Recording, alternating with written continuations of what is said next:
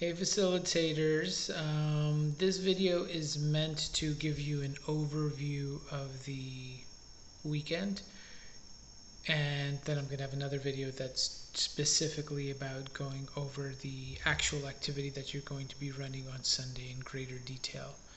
So one thing you could do to help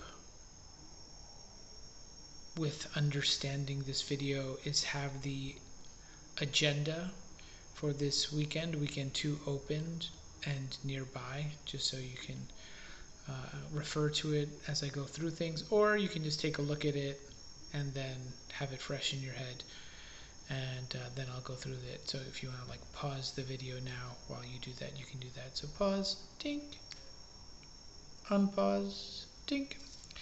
Alright, so weekend 2, Saturday, each day has a theme to it. So day 3 is about narrative and storytelling, the power of storytelling.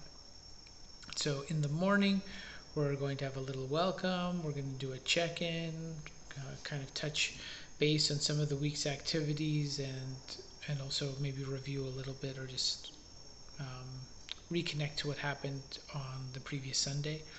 Then we're going to go into a whole section exploring public narrative and public narrative models, the importance of storytelling, what storytelling has to do with leadership, and what it has to do with Lala. And we're going to have folks actually practice creating a story and sharing a story, and encourage all of you to just participate in that, to just go through it with care.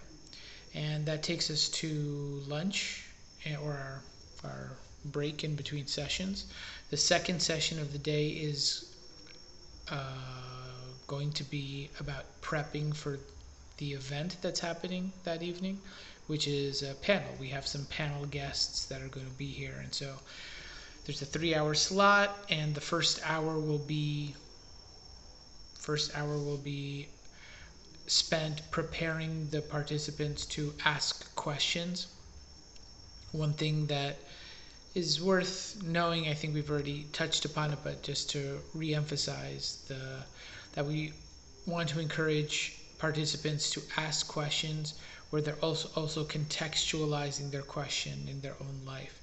So it's not just them asking about the thing that is stoking their curiosity about the other person. They're also connecting it to their life in some way. So it's not just hey, I really appreciated. I want to know more about the way in which you develop this coding platform. If the guests have an NGO about coding and helping people become coders who aren't normally coders.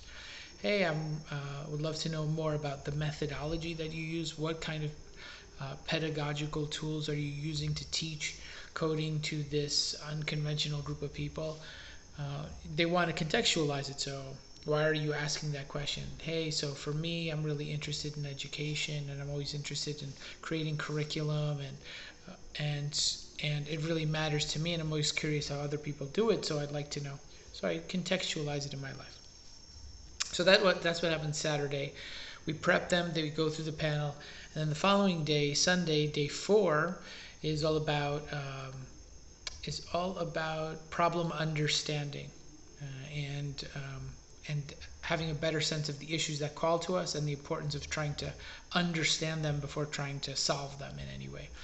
And so we're going to do a welcome in the morning. We're going to do a debrief of the leadership panel the day before. And it's also worth saying that our leadership panels always serve as supplements for our approach to ideas. So we spend a lot of time trying to pull ideas out of the stories that our guests gave and guests shared. So that's one of the things we're going to spend time with in the morning. But then after we've done that, we're going to do an activity that explores what social impact means in a broader sense. We're going to ask people to think about a time in their life where they've encountered something socially impactful, where there's a story that comes to mind about someone, an org, or a group of people that made a positive impact on their life, or someone that they're close to's life.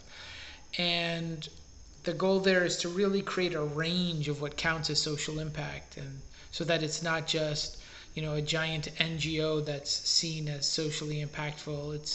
It's the way we treat our loved ones, it's the way we are with our friends, it's the way we treat ourselves, and it's the way that we engage with issues in the world. So we're really broadening what social impact means. Then we're going to take a break, and then when we come back from the break, everyone's going to go into the Zoom rooms that you used in your last activity, and they're going to go into their core groups with you. And you're going to do the issue declaration activity. And I'm going to stop here, and then I'll have another video that's just all about breaking down the issue declaration. So I just wanted to give you a sense of where we came from, like where we were before this activity, and what the flow is going into this activity. Cool.